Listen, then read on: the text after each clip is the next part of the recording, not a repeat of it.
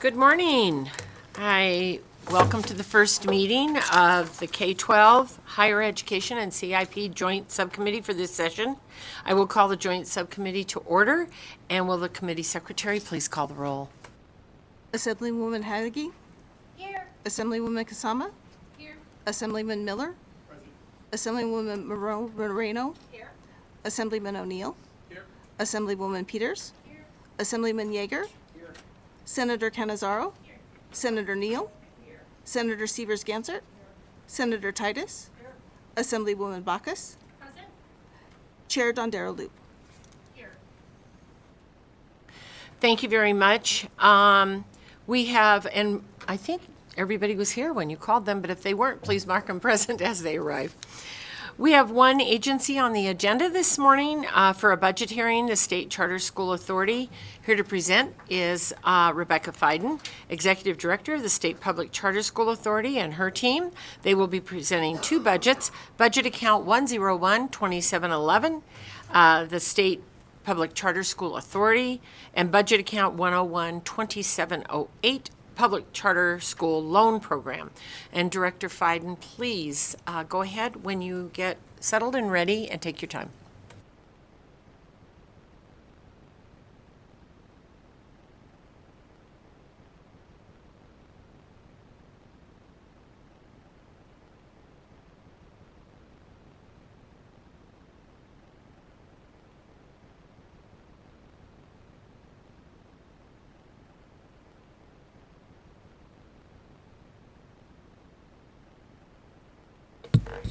Good morning, Chair Dondero Loop, members of the committee. Thank you for the opportunity to present these budgets this morning. My name is Rebecca Fiden. I have the pleasure of serving as the Executive Director of the State Public Charter School Authority, and with me today is the State Public Charter School Authority's Director of Finance and Operations, Jennifer Bauer. We'll begin today with some brief background about the State Public Charter School Authority.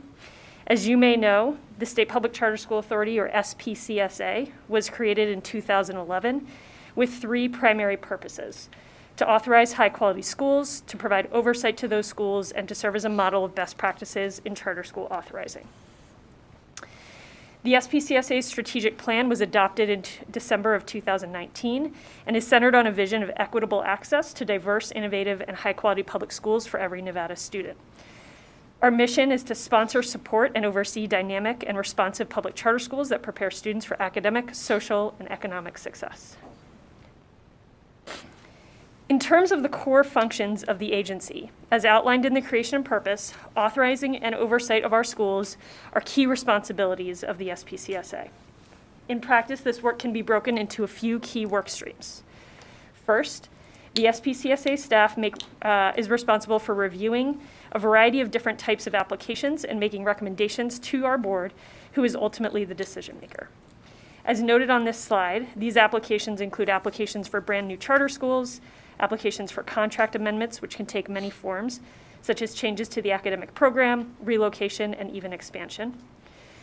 It also includes reviewing applications for renewal. As you're likely aware, charter schools have contracts with set terms, and when those contracts are up to expire, the school can apply to renew and continue operations. At that point, our board can decide to renew the contract or, in certain situations, to close the school. And finally, the SPCSA oversees a small revolving loan fund, for which our staff also reviews applications and makes recommendations to our board. The oversight portion of our work is focused on monitoring and evaluating academic, organizational, and financial performance. This includes conducting in-depth site evaluations of each campus at least every other year, assessing academic performance indicators, monitoring organizational performance, which means compliance with the charter contract, regulations, and statutes, and evaluating short and long-term financial indicators to assess financial viability. And finally, along with both of these functions comes the responsibility to provide training and technical assistance to schools on both the performance expectations, but also other technical education requirements, such as assessment administration and data management. In addition to our role as an authorizer and charter school sponsor, the State Public Charter School Authority is also the local educational agency, or LEA, for the schools we sponsor. The term LEA comes from federal statutes where they define a state educational agency as well as a local educational agency. Being an LEA comes with certain responsibilities for oversight and implementation of effective educational programs. As an LEA, the first responsibility is to provide training and technical assistance to charter schools on a variety of topics such as educational programs like special education and students in foster care, compliance with state and federal requirements, and effective use of funds to serve students. We also have to administer state and federal grants that are allocated to us by the Nevada Department of Education. This includes soliciting and reviewing grant applications and budgets. Once reviewed, compiling all of our schools' applications and budget details into an application to the Department of Education, working with the Department of Education and often our schools through application revisions, executing subawards with schools, reviewing and approving reimbursements from our schools, and once we've reimbursed schools, requesting reimbursements from the Department of Education. We also have to work through grant amendments. There are often a handful of grant amendments each year for each grant we administer. I will note that we carry a sizable reserve, which you'll notice in our budget, which is because we have to reimburse our schools before we receive any funds from the Department of Education. The final work as a LEA is our responsibilities as a pass-through entity. This includes conducting risk-based monitoring of our grant programs, including evaluating the risk of noncompliance with grant and program requirements, monitoring each of our schools, supporting schools in addressing any issues or areas of noncompliance, and ensuring that they are meeting those requirements. So again, to zoom out here, I want to emphasize that our agency really has two core functions. First, being an authorizer and sponsor of charter schools, which includes school oversight, and second, being a local educational agency. I'll transition to provide some brief information about how the agency functions. We have a 9-member appointed board. We currently have 27 full-time employees across our 2 offices in Carson City and Las Vegas. And annually, we pass through about $40 million in federal grants received from the Department of Education. With the COVID-19 pandemic, we've seen approximately $100 million in emergency funds in addition to that. For the 22-23 school year, the State Public Charter School Authority oversees 78 charter school campuses located across 5 counties, and the majority of our schools are located in Clark County.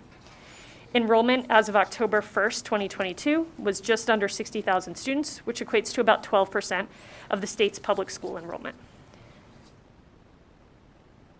In terms of performance of our schools, for the 21-22 school year, 80% of our schools had an index score of 50 points or higher, which in a typical year would equate to a 3-star rating or higher. Those ratings were not necessarily evaluated this year because of the ongoing impacts of the pandemic, but we continue to monitor the performance of our schools. Additionally, the State Public Charter School Authority's most recent graduation rate was 86%. Over the last few years, the Charter School Authority has been very focused on increasing access to charter schools for historically underserved student groups. This means working to ensure our student population is reflective of the state. And we've seen steady progress in aligning to the state's demographics, as shown on the graph to the right. In particular, with regard to increasing the percent of students that qualify for free and reduced price lunch, and the percent of students that are English learners.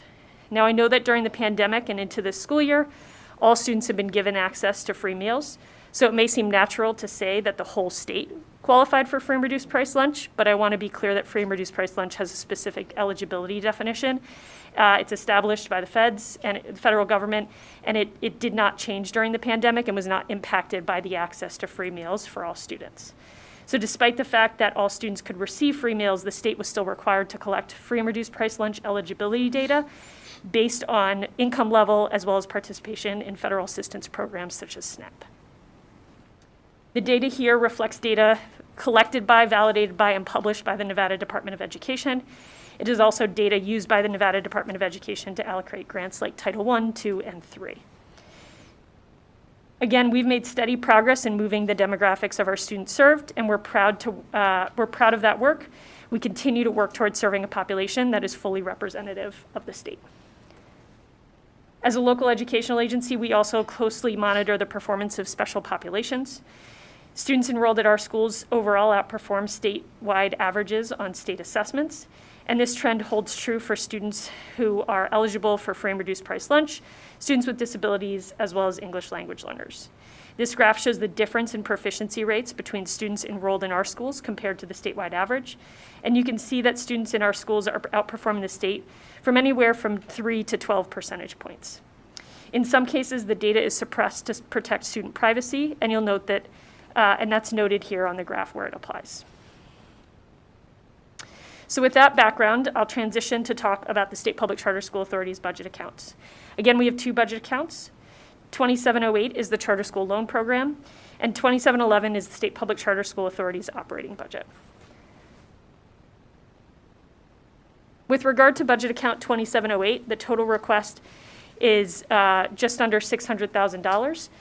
There are existing loans to 3 schools through the revolving loan program, and applications for loans can be submitted twice per year for review and consideration by the authority.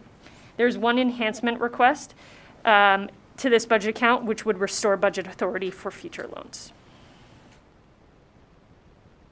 Now I'll move on to talk about budget account 2711. Again, this is the operating budget for the agency. The total biennial request is just over $100 million. The agency's operating expenses are primarily funded through fee revenues, which are 1.25% of the pupil-centered funding plan's base per pupil funding that is allocated to our schools. I'll note that this 1.25% fee is less than the statutory cap, which allows fees up to 2%. The agency also funds some expenses through state and federal grants. The vast majority of the grants we received are passed through to our schools, but a very small percentage of those grants are used at the agency level for the administration of the grants. For the remainder of this presentation, I'll talk about the demographics, caseload changes, as well as enhancement requests that are summarized on this slide. First, I want to share some context regarding our agency compared to other comparable agencies elsewhere in the nation.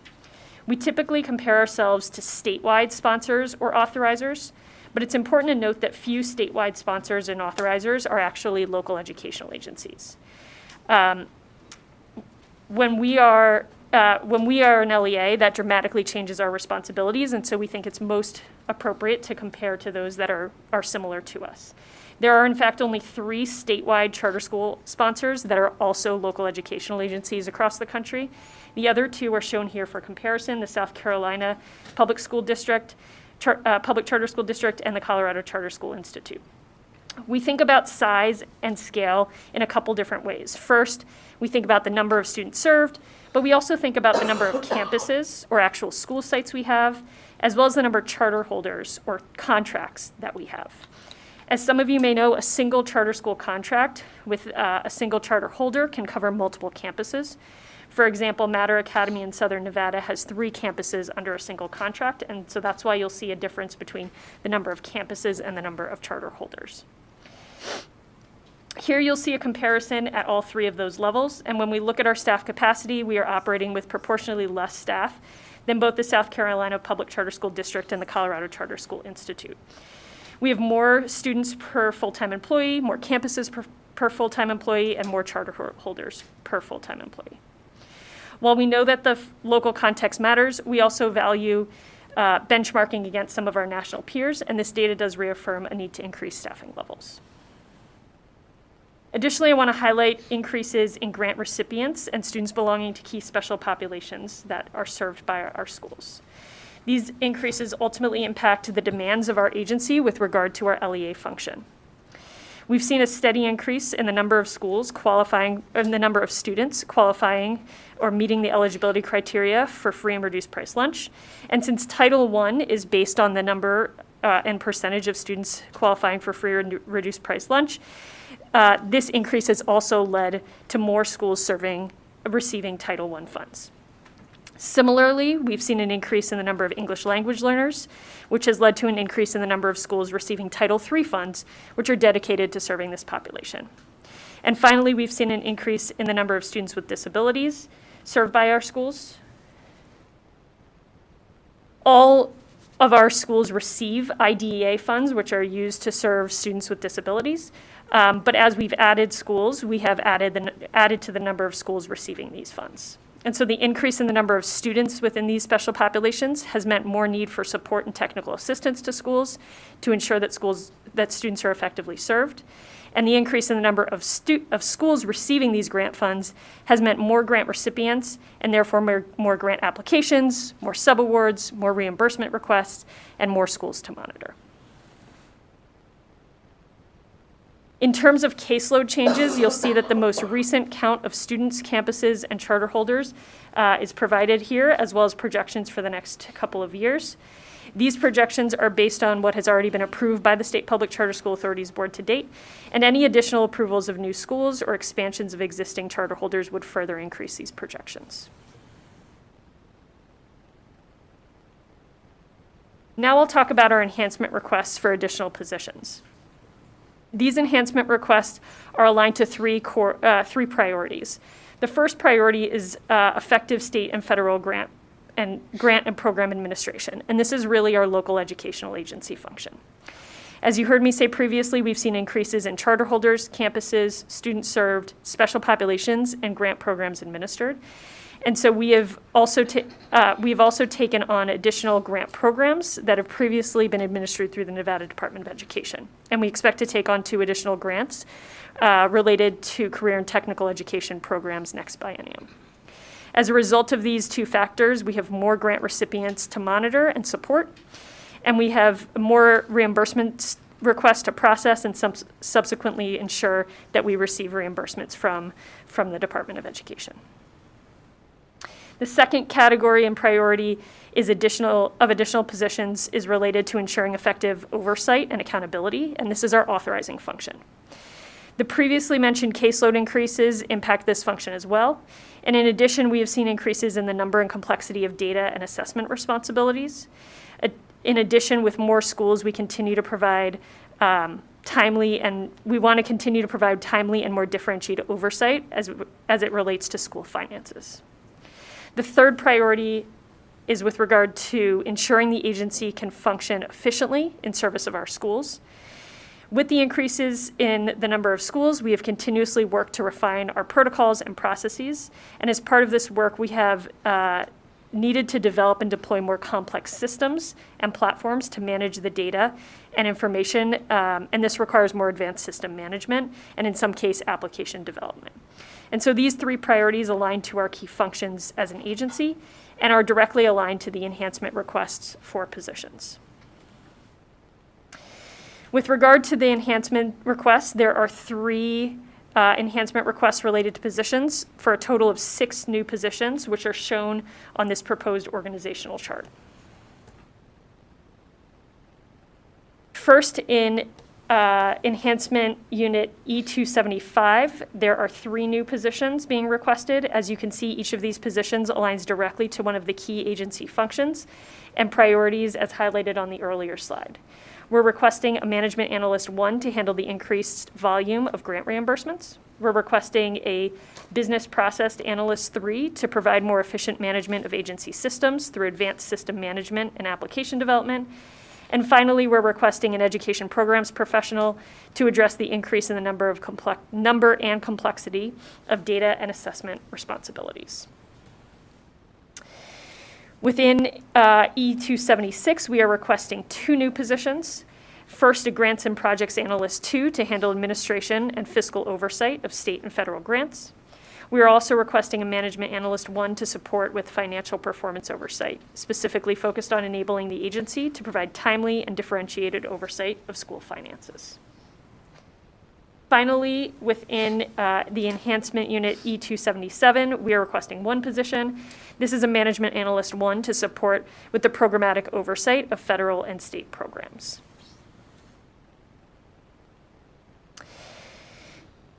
In terms of enhancements E490, 491, 492, and 493, these enhancement requests will eliminate or remove authority for federal emergency grants that are set to wind down during the upcoming biennium.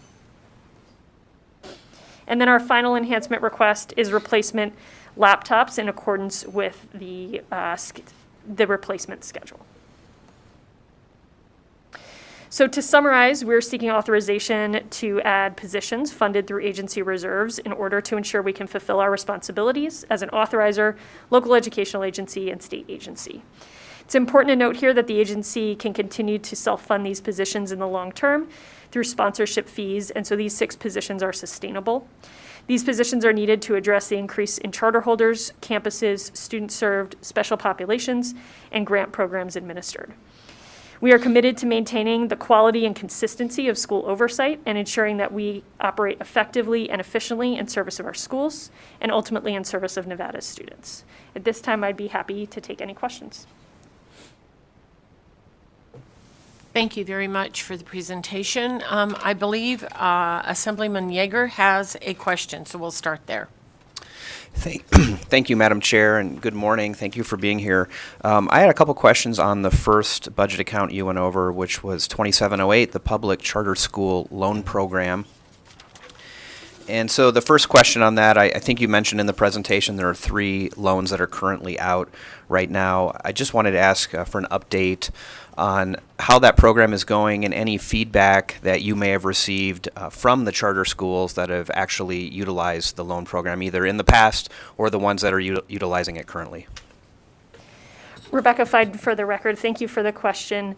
The revolving loan fund is intended to provide a small amount of financing to our schools. I think it's capped at $500 per student. And so it allows typically our new schools that are just opening to have some cash available before the school actually opens. Our schools don't receive per pupil funding until the 1st of August each year. And so because of that, if you're a brand new school and you have to buy furniture, for example, you need some cash in advance. And so what we've heard from schools generally is that the fund has made it possible to finance some of those purchases. The loans are paid off over a period of 3 years. We've had no issues with loan repayments, and that is a automated system. It actually is deducted from their PCFP payment by the Department of Education and then transferred to us. I'd say the only thing that we have worked through with our schools is the timing of those grant funds to ensure that they're provided in a timely manner and are able to if they're only provided on July 1st, it can sometimes create a delay in purchasing. And so we've been working with schools to try to make sure that we can get those funds out timely when we are able to issue those loans. And could I ask a follow-up, Madam Chair? Thank you for that response, and it actually dovetails nicely into my next question. It looks like back in the 2019 session and the 2021 session, when the legislature decided to fund this account, they put it into a reserve account and had the authority come to IFC to get approval for that. It looks like in this budget proposal, that particular part of it is suggested to be eliminated so that you wouldn't have the step of coming through IFC. So I just wanted to ask, that process as it exists now, have there been any delays or problems utilizing the funds or coming to IFC to get approval for those funds? Rebecca Fiden, for the question. The intent behind this enhancement is to expedite the process for getting those loans out to schools. What we have seen is the 2-step process has caused a bit of delay in terms of being able to actually issue the loans. And so our hope is to be able to issue those loans in a more expedited manner. Thank you. Next, we will go to Assemblywoman Bacchus. Thank you so much, Chair, and thank you for the presentation. I'll turn your direction back to budget account 101-2711, looking at the first full-time position. But I had heard, and I wanted to make sure I understood it when you were giving your presentation, that you were indicating that you utilize the reserve funds to actually distribute those out to the charter schools before you all receive the grant monies from the Nevada Department of Education. So are there any delays that's happening to the charter schools? I mean, what is kind of like the impact in light of the system you're already using? Thank you, Rebecca Fiden, for the record. The reimbursement process is cumbersome. I think it needs to be cumbersome. We need to make sure that funds that are being allocated and federal dollars that are being used are being used for appropriate expenses. The challenge that we often have is that we do receive a reimbursement request from our schools. So they purchase a set of curriculum, they provide us with documentation, we ensure it's allowable, aligned to their approved budget, and we will issue the reimbursement through our reserves. Once we've done that, then we will then in turn turn to the Department of Education and request reimbursement. And so that reserve that we carry, again, allows us to pay our schools before we receive the monies from the Department of Education. I think we have experienced some delays in paying our schools over the last couple of years. We've worked hard to try to close that gap. I will say the influx of federal funding has meant we have demands on our reimbursements that are significantly more than we had initially anticipated. And so the result has been we were often waiting for cash before we can actually issue a reimbursement to schools. And so we have been working to try to expedite the process of reimbursement requests through the Department of Ed. Some of that is limited by our capacity and how frequently we can actually get those reimbursement requests to the Department of Education. We also have to wait for a journal voucher to be issued and go through the controller's office, which is a little bit of a different process than a school district goes through when they receive a reimbursement from the Department of Education. And so again, we've been working to try to speed that process up, and we've made some headway. But our goal is to get money out to schools faster than we are right now, and that is, we're not where we'd like to be. Madam Chair, may I have a follow-up?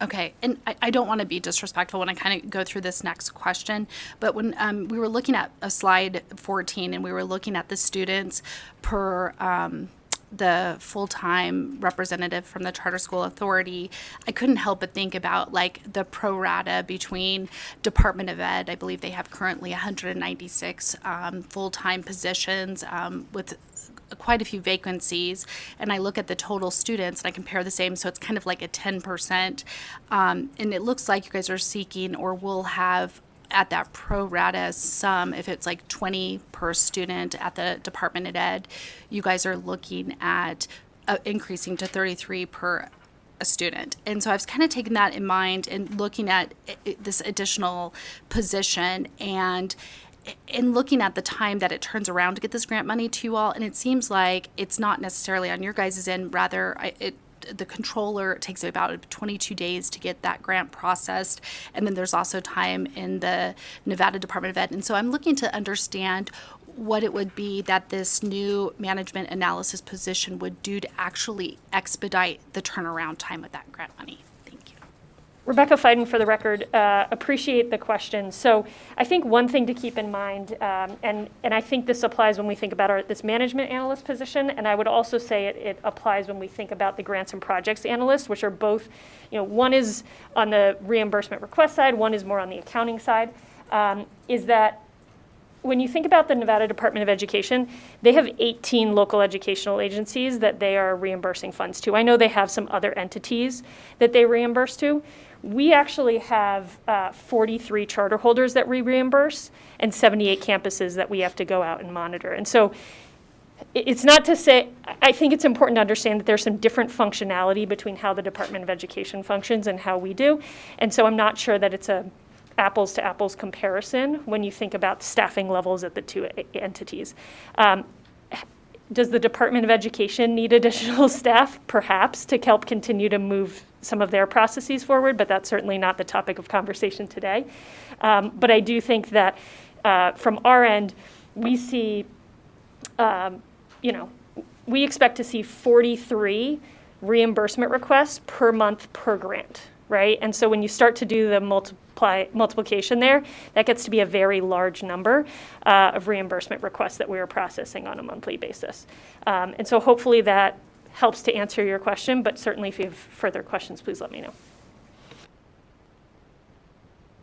Thank you very much. I think that I want to jump in here really quick and ask a question, and then I have quite a few others. Can you tell me what the responsibilities are of those education programs professional positions that currently serves as the testing coordinator, and explain how those additional education programs position would assist with those duties? Absolutely. Rebecca Fiden for the record. With regard to the data and assessment and component of our work, we currently have one education programs professional and one administrative assistant who handle everything related to data. So that includes the inputs, all of the data collection that goes on, whether that's data related to courses that are offered at our schools or data related to assessments such as the WIDA assessment, the Smarter Balance assessment, as well as the analysis on the back end, which includes both collecting information because we need to provide it to the department, but also analyzing the information to assess the performance of our schools and to conduct our academic performance framework evaluations, make recommendations to our board, respond to board questions about the performance of schools. And so we've looked at that work over the last couple years, and as we've also looked at some of the additional kind of unanticipated pieces that have come to light here, this position that currently exists, the education programs professional, was added in 2019. When it was added, there were some responsibilities that had not been contemplated as part of this individual's work. For example, in 2019, we were required by the legislature to begin doing a growth management plan and an academic and demographic needs assessment. That work was not contemplated as part of this individual's work, and it does take significant analysis and evaluation in order to develop those documents. And so as we look at both the additional responsibilities, the growth in our portfolio, what we've seen is that we're really strapped in terms of capacity to do all of that work effectively.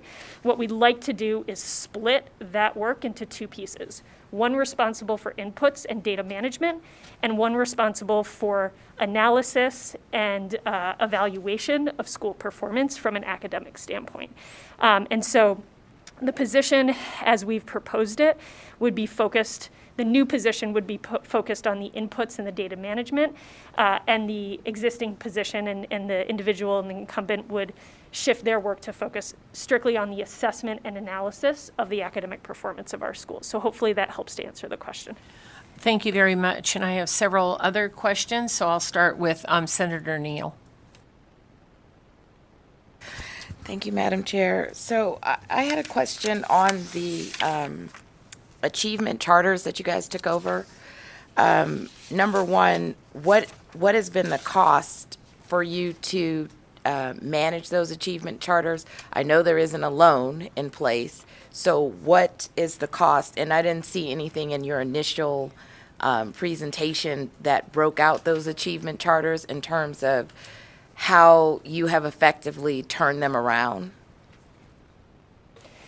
Rebecca Fiden for the record. Thank you for the question. In 2019, the schools that were previously under the Achievement School District were moved to the State Public Charter School Authority. There were at the time 4 existing schools and 1 unopened school that was set to open. So that's a total of 5 schools that came over to our portfolio. In terms of cost, again, those schools would pay our same fee of 1.25%, and so we've been able to collect the revenue that has continued to fund our agency. I think we have seen some increased work with every school. It's, there's kind of a proportional increase in terms of the number of site evaluations we have to do, the number of financial performance evaluations we have to do, and so that's true for every school that we add. Over the last biennium, we did receive 2 additional positions through a request through IFC, and so we have seen growth from 25 to 27 positions since the last budget was approved. And so, I wouldn't say there's any specific work that has had to happen with those ASD schools that is different from a new school that we have worked with. There has been a little bit of adjustment and change, but most of that happened back in 2019 and 2020 when those schools first came over, and we had to kind of adapt to and kind of fit them into our system. That was a little bit different from the system that they were operating under at that time. Thank you very much. Assemblywoman Hadigi. Thank you, Chair. And I have a couple questions, if that's okay, on some of the positions. Okay, thank you. I want to go to the grants projects analyst and the management analyst, and I'll start with the grants project analyst. I know it's my understanding that that role is going to be a supportive role to the finance and operations grant unit. And so my question was, do you think that this one position is enough for the projected workload? I know it's going to cover this workload from the 23 to 25 biennium, but at the end of the 25 biennium, it's my understanding that you guys are going to get more workload from grants that are going to be transferred over from the NDE. So is this position sufficient? Rebecca Fiden for the question. Rebecca Fiden for the record, thank you for the question. We believe that this will substantially impact and assist with the agency's capacity, and we do also anticipate some growth over the coming years. As I said, the caseload changes are based on current projections with action that's been taken by the authorities so far. So it is possible that we will seek some additional positions during the interim in the event that we see some continued growth, but believe that it's important to do that in a deliberate manner and kind of make sure that that capacity is needed. I will note that we have a number of contractors who support us currently with federal grants. Those federal grants, when they wind down, those contract positions will disappear. And so, we've tried to manage our staffing in a way that's focused on sustainability. None of the positions requested here relate in any way to the federal grants. The federal grants we currently are handling really through the contracted positions that are short-term. Medium term. They've been with us for a couple of years. Go ahead. Thank you, Madam Chair. And then I just have one more question with the management analyst position, because this position is going to provide fiscal oversight, it's my understanding, to the schools that are having financial stability issues, making sure they're submitting accurate financial reports. So can you walk us through, if that's what this position is going to do, who's currently doing that work? Who's providing this oversight? Thank you. Rebecca Fiden for the record. I believe you're referring to PCN 409, which is, we have a couple of management analyst positions here. 406. I apologize. That's a typo. 406. So there are, let me just make sure that I clarify this correctly. So the management analyst one, PCN 401, was the position on our grants team and accounting team to assist with the reimbursements. PCN 406, ignore my typo here, is a management analyst one on our authorizing team. Currently, we have a team of 3 individuals who are responsible for financial and compliance and organizational oversight. And so this position would add to that team. It would add capacity really for 2 things. One is we currently evaluate quarterly financial performance of our schools using quarterly reports, but would like to be able to do a more in-depth understanding of the quarterly financials and need additional capacity there. In addition, we have gotten to the point as we've grown where we see the need for more differentiated intervention and oversight of our schools. Sometimes we see some leading financial indicators that we believe require some additional work with our schools to ensure that they're building financial sustainability. And we'd like an individual who can be really focused on adding some additional differentiated support. So currently we do have one management analyst 3 who is primarily doing this work. We see the need to add capacity here in order to really continue to provide the level of support where we would like to and the level of oversight we'd like to, as well as dig into some of those components a bit further than we have been able to. Okay, so that would bring the division to 4 people total doing this work. That is correct, and this division is financial and compliance and organizational oversight, just to be clear. Thank you, Madam Chair. Thank you very much. Senator Gansert? Thank you, Madam Chair. So I'm looking at page 15. I'm looking at students with disabilities, and you've got the trend for the charter holders receiving IDEA funds. So how do they qualify and I would imagine many charters have some children with learning disabilities, but it seems like there's a significant rise in those. And are most of them eligible, or is there a certain number of students you have to have before you're eligible for those funds? Rebecca Fiden for the record, thank you for the question. With regard to the IDEA funds, All of our schools that have any special education student is eligible for those funds. And so basically, yes, all of our schools receive those funds. That's why the number of charter holders, 43, matches the current number. That is the only one of the, not the only federal grant. Title II is different. But Title I and Title III, there's an eligibility requirement, a threshold you must meet. IDEA, one student, you get those funds automatically. So every one of our schools and every new school that we add would receive IDEA funding. I see that now. Okay, that is helpful. And then there's always been questions around English language learners and low-income students. It looks like you're trending up. Do you believe that that will continue to trend up? And I know some of the charter schools end up with lottery systems to try to get kids in. So how are they functioning now? What's the process? Rebecca Fiden, for the record, we have seen a very steady increase in English language learners and students that meet the eligibility criteria for free and reduced price lunch over the last few years. Again, it's about 10 percentage points in terms of students qualifying for free and reduced price lunch over the last 4 years, 3-4% a year. And so we do anticipate that trend to continue, in part because our work has, as we've grown over the last couple of years, has been focused on adding schools that are in communities that are higher need, areas with higher poverty.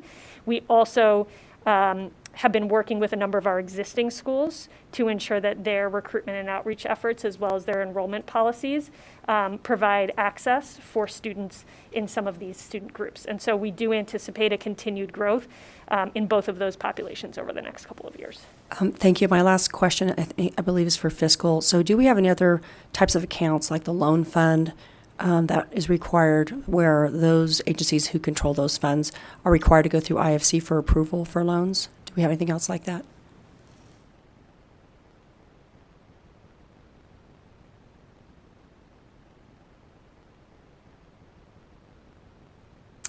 Wayne Thorley. Am I good to go? Go ahead. Okay. Yeah. We were waiting for you. Thank Go you, ahead. Madam Chair. Wayne Thorley for the record, LCB Fiscal Analysis Division.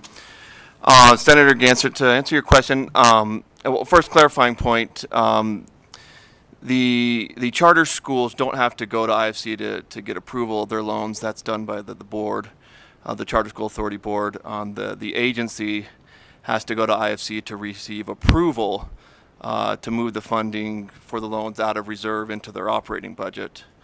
So just one clarification there. I can't think offhand, but definitely willing to go back and do some research of any other agency that operates a loan program where the agency is required to go to IFC currently to get the money into their operating budget. But we will research that question and get back to you. Thank you. Thank you very much. Next, I'll go to Assemblywoman Monroe Marino. Thank you, Madam Chair. And if it's okay, I'd like to ask a question out of both budgets that were Please, presented. please Okay. go ahead. First, I'd like to go to Budget 2708.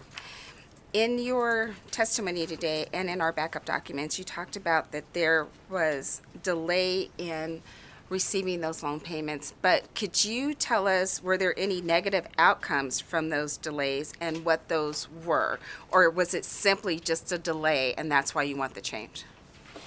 Rebecca Fiden, for the record, I'd have to speak to some of our schools to talk about some of the specifics, but what I can say is, especially with some of the supply chain issues we've seen over the last couple of years, things like computers and furniture have often been delayed, and so we have seen schools have to use rental furniture early on if they are not able to make those purchases early. Unfortunately, installing classroom furniture is more complicated than I'd like it to be, and it often requires not just getting the furniture, but then getting somebody to come in and actually install it, and so it doesn't happen overnight, and you do often have to make those orders several months in advance. So would it be fair to say that the delays weren't necessarily, the negative cause of the delays weren't necessarily part of the process of coming back to IFC to get the money for the reimbursement, but other factors? Rebecca Fiden, for the record, I think that we would say that schools have been able to make do with the timeline. However, we believe that if we can move this timeline up, that again, if our board approves it and we can move forward with the loan, instead of having to wait to go through IFC, that schools can get access to that money and not have some of the really short windows to try to get that equipment into the building before school starts. So we do believe it would help to expedite them actually using the funds to make purchases and get the equipment in the building sooner. Thank you for that. And then going back to budget 2711 and decision unit E277. For that management analyst position, currently you say there's 3 existing staff members and 1 contracted temporary employee that are doing the duties that you would hope that this one management analyst position would do. What will those 3 employees be doing? Will there be a cost savings by hiring this FTE as opposed to having the contract position? And would that current contracted position be considered for this FTE? Rebecca Fiden for the record, and I apologize, I may have misspoken earlier as I'm looking at this. I believe Assemblywoman Howdy, as I was speaking earlier, I should have been pointing to 406 here and not 409, so I apologize. With this position, which is a school support position related to our federal and state programs, this position is effectively to support the work that's going on that is primarily done by education programs professionals. When we talk about federal and state program oversight, most of that work does require expertise in education, but some of it is much more technical and doesn't require that level of educational expertise. It's data compilation, it's reviewing reports that can be done, with some training from our education programs professionals. And what we found is by hiring a contracted position, we've been able to free up the time of our educational program professionals to focus on those pieces that require real educational expertise, including the technical assistance to our schools, which we see as a real important way to help mitigate and reduce the number of compliance issues as well as improve the quality of programs. And so with regard to the current contract position, we hired this contract position initially because we saw a need and we saw our team was strapped for capacity. We firmly believe that this is a position we will need in the long term because we really it's integral to making sure that our education program professionals aren't spending their time filling in spreadsheets, but are instead spending their time talking to educators about special education or serving students with that are English language learners. And so, yes, the contracted individual would potentially be a candidate for this role. We see it as kind of a replacement of that contracted position. And then would there be a cost savings into moving from the contract position into the FTE? Would you see a cost saving, or would the expense be the same to your budget? Rebecca Fiden for the record, we think it would probably be, kind of a neutral impact to the budget. That said, I do believe that as we have a state position is a more attractive position, and especially when we see something that is long-term. I think our intent is to build an agency where we can keep people longer, where we build expertise internally, we can grow people within our agency. And so, especially given that we see this as a long-term position, believe that converting it from a contracted position to a full-time position has significant advantages to the agency, and the climate of our agency and the way that we do our work. Last question? Thank you, Madam Chair. And when you responded to my colleague's questions, her questions were on 276, but you had answered on 277. Was there anything else you wanted to add to her question concerning that other budget? Rebecca Fiden for the record, no, my apologies for conflating the two. We have 3 management analyst positions here, and so I apologize for getting the two confused, and thank you for the opportunity to clarify. Thank you. Thank you very much. Senator Titus. Thank you, Madam Chair, for the question, and thank you for your presentation. A couple questions, if I might. First, we are constantly hearing about the vacancy rate in our state. You're asking for 6 new positions. Do you have all your current positions filled, and do you have hope that you'll be able to fill these 6 positions if they're approved? Rebecca Fiden for the record, I am really proud to tell you that we are 100% staffed. We have had very limited vacancies over the last couple of years. The hardest positions to fill have been administrative assistant type roles, where we've seen a little bit more turnover. But honestly, I couldn't be happier to be 100% staffed, and we have worked really hard to create a work environment that is very positive and to really do our legwork in trying to source candidates for open positions. So I expect that it will be hard work to fill these positions, and I expect we will be able to fill them given our track record. Thank you. Another question, Madam Chair?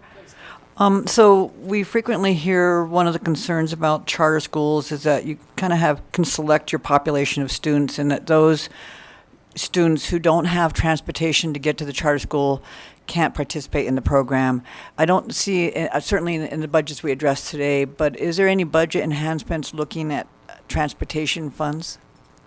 Rebecca Fiden for the record. So with regard to enrollment at charter schools, I just want to be clear that our schools are open to all students. They are tuition free, they are public schools, and students are enrolled on a lottery basis. So there are no there are no barriers, there are no GPA requirements, anything like that. So The barrier in terms of- is transportation, correct? That can be a barrier. So I apologize. That is a good clarification. So with regard to potential barriers, I think we do see transportation as a challenge for some of our schools. We have one charter school that currently self-funds their transportation through their general fund because charter schools do not receive transportation funding through the People-Centered Funding Plan. We were pleased to see the recommendation from the Funding Commission to include charter schools in the People-Centered Funding Plan transportation component. I'm not aware of any specific enhancement related to that or bill language to necessarily change that. Those funds would not go through us, so it wouldn't be part of our budget. I think it would probably be part of the Department of Education's budget. But we certainly are hopeful that funding may be allocated because we believe it would certainly help some students who right now may not be able to choose a charter school because they don't have access to transportation. One more question, Madam Chair. And thank you for that. On your presentation as this is a little bit on what Senator Gansert pointed out on page 10, you talk about the students with disabilities and how well you're doing with those students. And then on page 15, it shows that you're anticipating about an 800 student increase from 5,090 to 5,898 students with disabilities over the next year. It's been brought to my attention, and maybe others too, that your reimbursement for your special ed or students is significantly less than some of the other school districts. And I'm wondering, any explanation for that? I'm looking at a figure here that for example, Clark gets reimbursed $3,771 per students with special ed, and that the charter schools get $2,617. Is there an explanation for that? And if that's the case, if you're expecting a significant increase in student with disabilities in the next biennium, is that going to have a negative impact to your schools? Rebecca Fiden for the record. Thank you for the question. So I think you may be referring to state special education funding. There are two buckets of primary special education funding. The first is IDEA, which is federal funds. As the LEA, we're responsible for passing the federal funds through, and those are done on a reimbursement basis. So what you're seeing here is those IDEA federal funds for special education students. I think what you're referring to is state special education funding, Correct. which is sort of adjacent to the People-Centered Funding Plan. Those dollars are allocated directly by the Department of Education to our schools. So we don't actually touch those state special education funds. They're not a reimbursement basis. They're allocated directly through, I think they're paid on a quarterly basis to each of our schools. And I will note we've seen a decline in the per pupil funding level for state special education over the last couple of years at charter schools. We've seen that number drop from, I think it was around 3,400 back in fiscal year 20 to I think around 2,600 in the current fiscal year. We've been in touch with the Department of Education about that issue. It seems to be rooted in the fact that we've seen such an increase in special education students, but not a comparable increase in funding. And so We're hopeful that the department can work to try to even some of that discrepancy out over the next couple years, because I think it's hard for our schools. You know, they budget for, we're going to get $2,800 per student because that's what we got this year, and then the numbers come in and they get $2,600 per student, right? And so again, that is complicated. But to be clear, that is the state special ed funding that goes directly from NDE to our schools, not the IDEA funds, which are a grant. Great, thank you. Thank you for the questions, Madam Chair. Thank you very much. And I just have one quick question, and then we're going to go to Senator Canizaro. How many staff do you have when you're 100% staffed? Rebecca Fiden, for the record, we have 27 full-time employees, and we currently have all 27 positions full.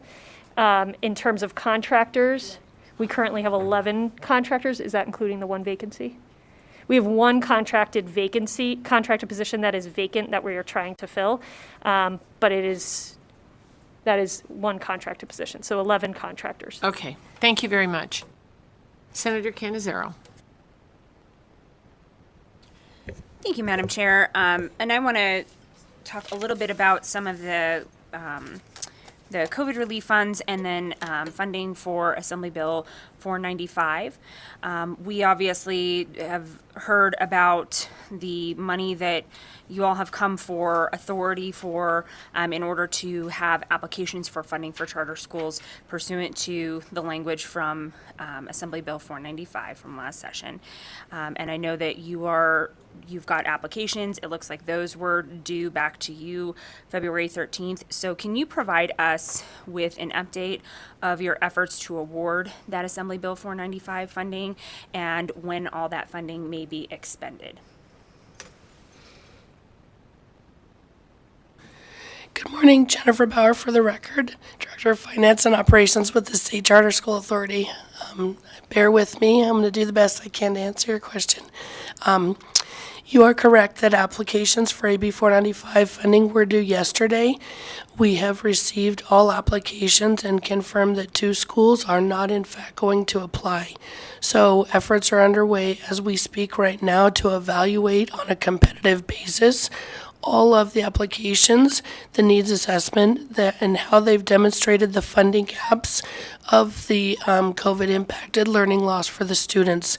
Once we determine the allowability, then we will ensure that it meets the needs of the legislative language, and then we will go back to the schools and provide them a preliminary amount that they have been awarded so that they can tighten up that budget narrative to really make sure that it meets the needs of the legislative language.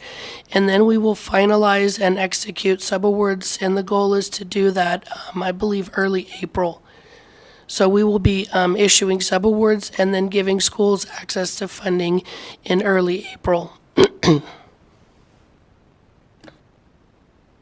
And just as a follow-up, do you believe that that's going to be enough time then to sufficiently, through the subaward process, get those all out to the schools? And then obviously they'll have some time, I think you mentioned, for them to tighten up their budgets and make sure that funding is going to go out.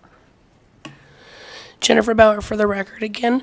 We are allowing schools to retroactively seek reimbursement as well.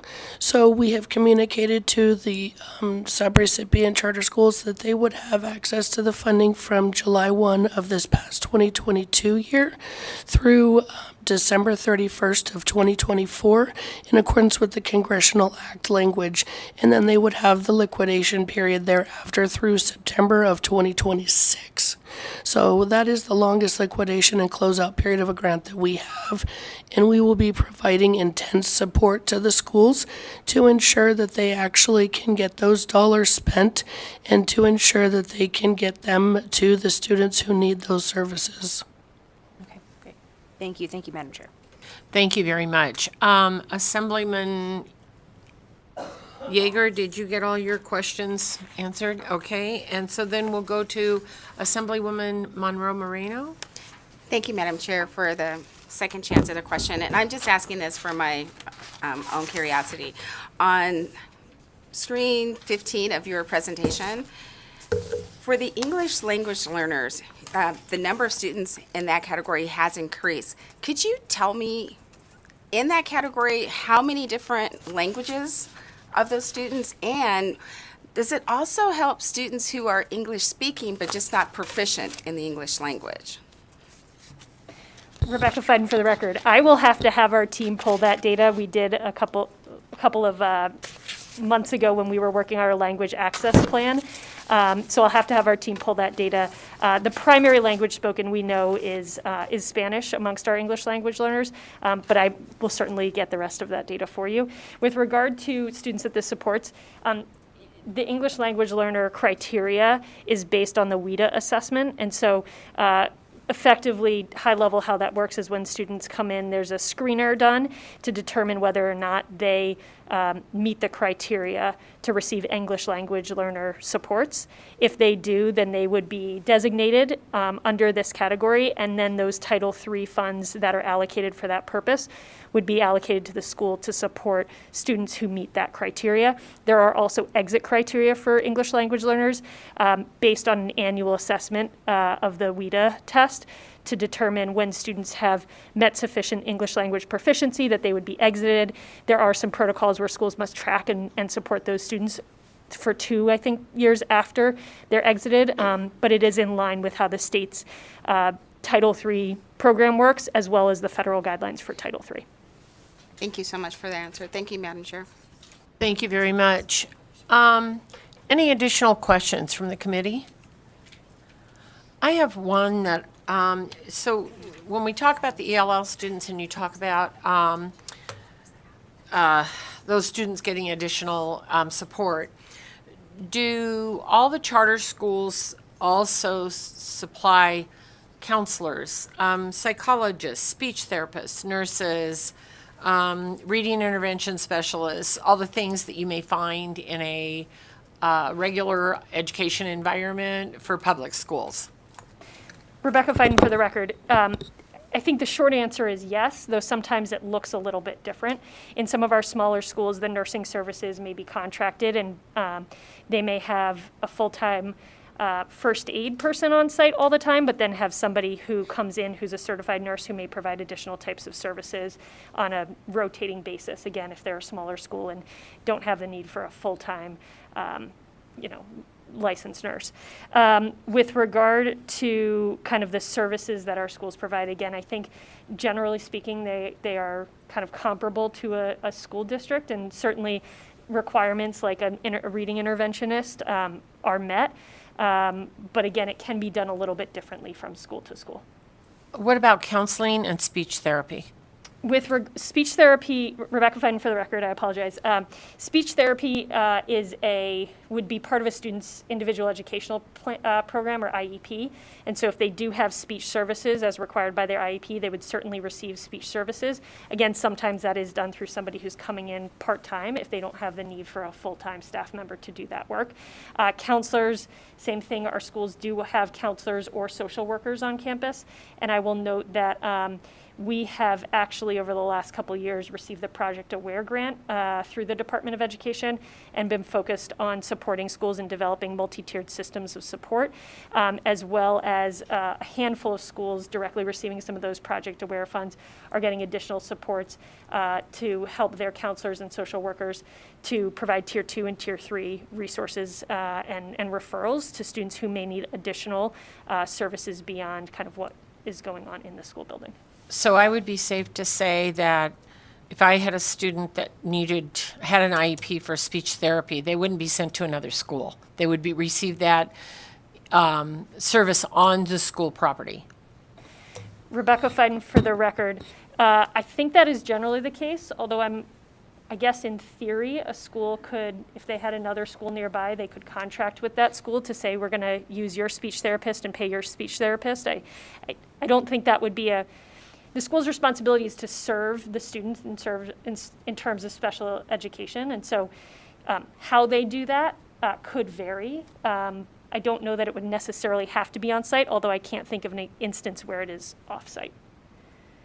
Okay, the reason I was sort of asking is because I know that if there is a private school, for example, in close proximity to a public school, and this happened a lot when I was teaching, if that child needed speech therapy, they might send them to the public school, which increases the workload for that person, right? But they're, by law, required to do that for that child. Is that the same in a charter school?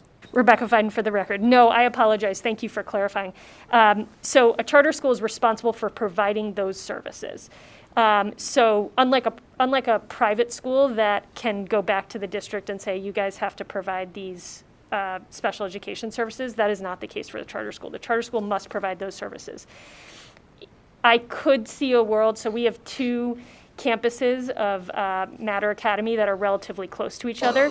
Perhaps they have a speech therapist on one of their campuses and not the other. And so there is a world where they're coordinating with each other, but the cost and responsibility to serve that student comes from our schools. They cannot just send the student to a district and say, your job, take care of them. It is our school's responsibility to serve every student and the needs that that student comes to school with. And is that the same for counseling? Does every, and I'm sorry for the duplication in the question, I'm just trying to understand the services. Is that the same with counseling? So if, and I'm not talking about high school necessarily, I'm talking about, K-8, let's just say, because there aren't as many charter high schools. So if a child is in a K-8 and needs counseling services, do they receive them in that building that they are going to school in? Rebecca Fiden for the record. Our schools are responsible for making sure that students receive the supports they need. In some cases, they may refer out for counseling and social work services if there are additional supports needed for that student. It probably depends on the circumstances and situation, but I think by and large, they're comparable services to a school district. So, by and large, or contracted out. So if I'm a parent who cannot get my child to those services, and I'm a parent who has a child who needs those services for whatever reason, real life examples that I have heard, my child is being bullied at school. My child feels, inadequate at school. These are all things that I have heard. And then my child is referred out because there is not a counselor on the grounds, or that school has not, they have not contracted with a counselor yet. If your child's not a good fit, is that a good reason, right? And so I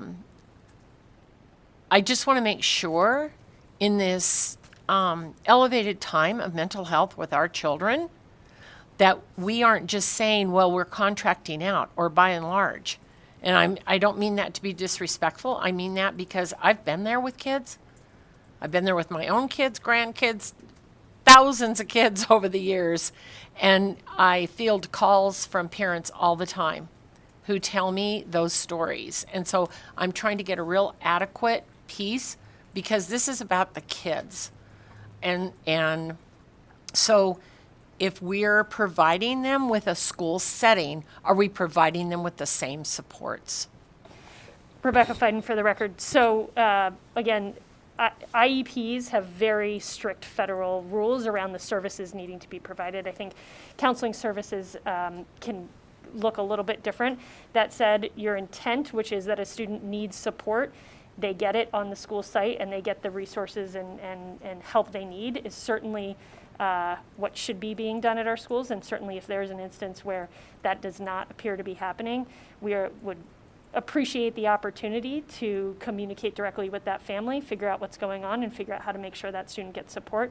We do have a number of contractors under our Project Aware program that are working to support schools in developing some of those multi-tiered systems of support, and would welcome the opportunity to support those schools in making sure that they are offering the services that students need directly to our students. And do you track children who leave because they didn't receive services? Do you track students who leave because they have had issues and they have not been attended to? Is any of that in and out tracked, I guess, where, I thought the charter school was going to be a great fit. It wasn't a great fit. I went back to my public school. Rebecca Fiden, for the record, I don't believe that the withdrawal codes that go into Infinite Campus are at that level of detail in terms of data. That said, I want to be clear that, we have a complaint system on our website. We take parent complaints very seriously. If there's a parent who doesn't feel like they're getting responsiveness from their school, doesn't feel like they're getting the resources they need, they can contact us directly, and we will work with the family as well as the school to figure out what services are needed and what supports are needed. Historically, there's certainly been some criticism of charter schools not serving all students. That is absolutely not the point of charter schools. Charter schools should serve all students, and if we work proactively with our schools on that, but if there are instances where that has not happened, we would welcome the opportunity to work directly with that family to figure out how to support them and make sure that the school is assisting that student in a way that is needed. Thank you very much. And I always say, and I think I say at every meeting that has anything to do with education, I really have no stake in the game when it comes to how parents educate their kids, whether it's private, public, charters, homeschooling. But I do believe strongly that if we are using public money, there is public accountability, and that's why I'm asking those questions. Senator Neal, thank you. Thank you, Madam Chair. So I just wanted to follow up on the turnover question, because I don't think it was, I think a portion of it was answered related to if there's counseling issues, if there are other issues. But part of the question also asked kids that actually leave the school. And your statement was about Infinite Campus and the withdrawal codes. And it's my understanding that in Infinite Campus, you can see a student withdraw. You do know that they left and went to another school, and that is information that is given. It is also something that you can pull up. You can ask the front office. If the code is unclear, there is another person to ask. But it is actually in Infinite Campus where you can understand, oh my God, Johnny's not here today. Why exactly have I not seen him in a week? And then it'll populate and say he is no longer a student at this school. So can you answer that part of the question about turnover and how many students leave and come in and out? And I'm asking you this because I know we just asked you this question yesterday, and you said you do not track this. Rebecca Fiden, for the record. So Infinite Campus does track students who leave, and if they have the information about where the student goes, that information will be tracked. I apologize for the lack of clarity on my response. I thought Senator Dondero Loop was asking about students who choose to leave because of lack of services. The reason for choosing to go back to the district may or may not be something that we have at that level of detail, but we can certainly track the number of students who are leaving our schools. And I will note that transiency data is published by the Nevada Department of Education each year, which I believe looks at student attrition, both at charter schools but also at district schools. So I'm happy to pull that data as well as the number of students that have left our schools and gone to the school district. I just may not be able to say this is how many of the students said it was because there was a service we wanted that we couldn't get. So just a quick follow-up. So Senator Dondero Loop did ask the other part of the question, but there was a second part. So that's why I'm dovetailing in on the second part. So I just want clarity, because maybe it was that, when you can't hear it all, but I'm saying both parts were asked. And if same information that was asked the other day, to find out the turnover, because it was stated on the record that you have a number of schools that have high turnover rates of students leaving and then going back to a public school. And so if the chair would allow me to ask that question, could you provide that information the same way you intend to provide that information to the Education Committee? Thank you. Go ahead, please. Rebecca Fiden, for the record, I'd be happy to provide the transiency data from the state as well as some of the withdrawal data that we can pull from Infinite Campus. Thank you, Madam Chair. Thank you, and Assemblywoman Peters. Thank you so much, Madam Chair. And along those same lines, do you compile your complaint data anywhere? Could you provide us with a summary or a report on the complaints that you've received and how they've been addressed or resolved? Rebecca Fiden, for the record, we do have a system, so we could tell you how many complaints we received on a given day, and those often come through an online system via email. Occasionally, they'll come in by phone as well. So happy to provide you with the numbers of complaints that we processed during the current school year, or whatever might be helpful for you. I would also appreciate the reasons why. I think getting to the chair's comments and questions, we want to look at the accountability for providing services and how those have been resolved. Rebecca Fiden, for the record, that should be doable. We try to categorize each of the complaints as they come in into kind of some common categories. Any additional questions from the committee? Senator Gansert. Thank you, Madam Chair. So I want to go back to the bullying question. Do all the charter schools have access, do the students have access to Safe Voice, the Safe Voice system? Rebecca Fiden, for the record, yes, I believe all of our schools participate in the Safe Voice system, and our staff also is a recipient of certain notifications when they are of a certain type of situation, so that we can monitor to make sure that those are addressed in a timely manner. Thank you. And I think that's really helpful that we know that they've got the same type of access to that. And we had the charter school sweetheart rally yesterday, and I know there was there's all kinds of anecdotal stories that go one way or the other, but there was a young black male who talked about being bullied in his regular public school that moved over and was very successful at Doral Academy, which is a really great school in northern Nevada. Going back to the data that's been requested, when you look at the transient as far as students going in and out, would you break out the schools that are online if they're charter? Because I know some folks try that and they get out and they get in and they get out. They're not quite sure, if it's going to work for their student or not.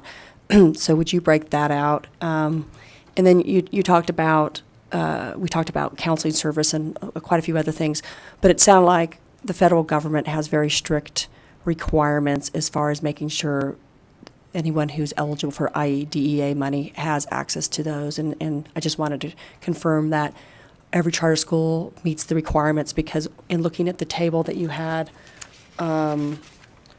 on page 15, it looks like 43 of 43 of the charter holders are receiving IDEA money. Rebecca Fiden, for the record, yes, federal law as well as state law has a lot of specifications regarding provision of services for students with disabilities, and all of our schools are required to meet any of the needs of students who come in their door, regardless of the type of disability that may include. And as part of the receipt of IDEA funds, our schools are monitored.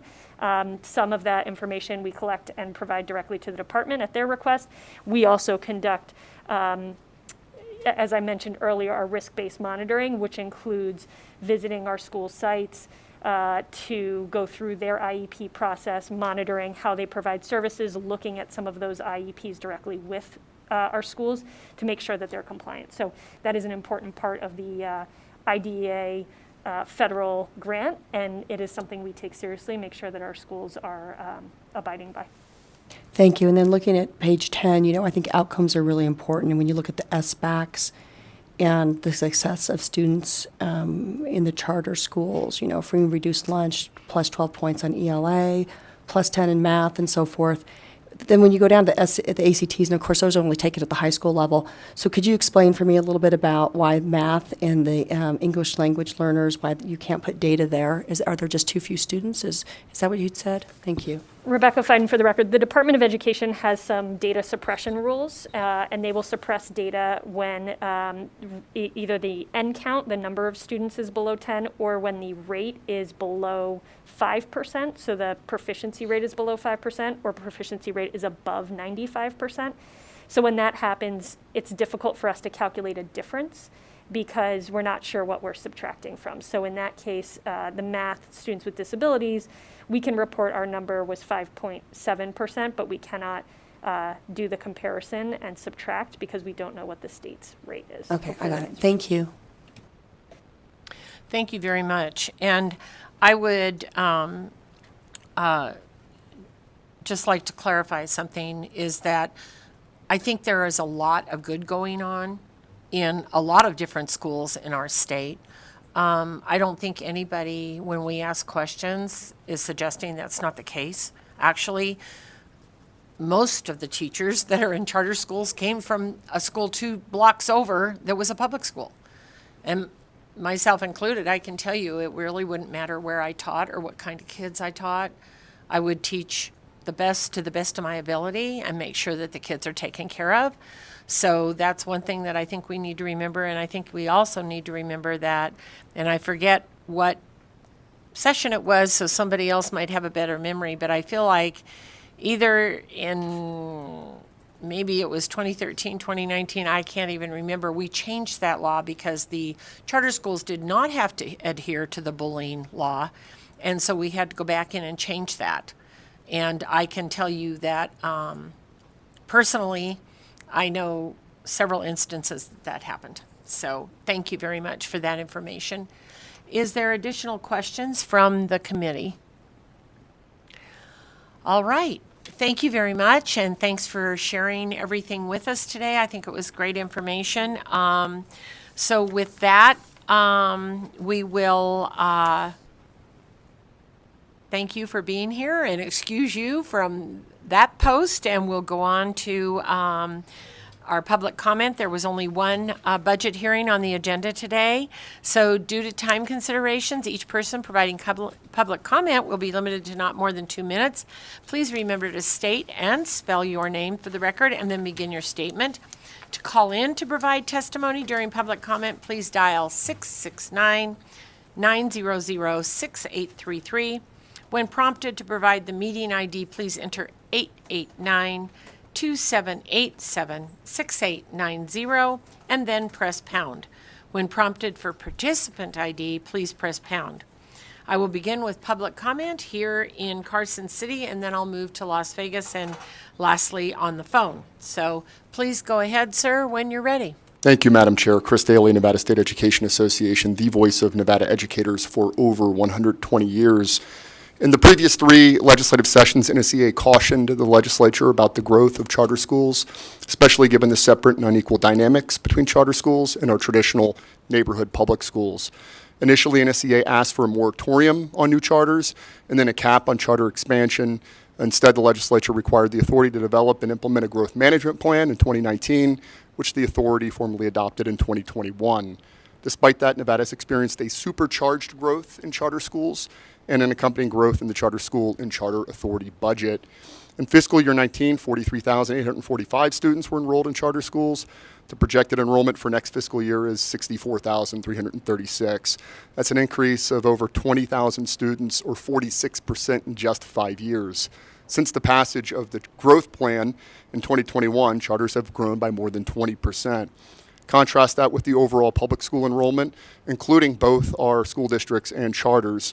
Enrollment is projected to decline by about 23,000 students over 5 years, a 4% reduction, with a 2% reduction since 2021. Growth management seems to have taken on a different meaning than when originally discussed here 4 years ago. Proposed appropriation to charters in fiscal year 24 is $608 million, making it the second largest in the state, now ahead of even the Washoe County School District.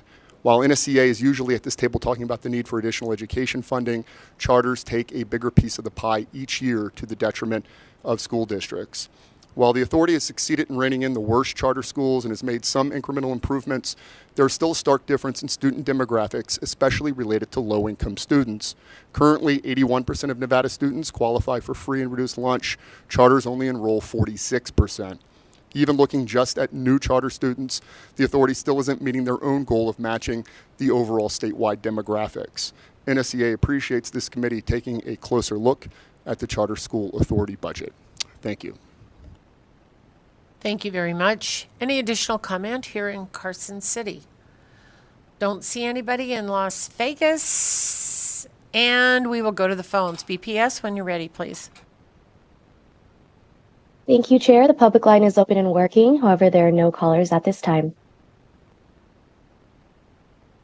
All right, thank you very much. And with that, subcommittee members, this completes our business for today. I hope you all have a good rest of the day, and happy Valentine's Day to all of you. And this meeting is adjourned.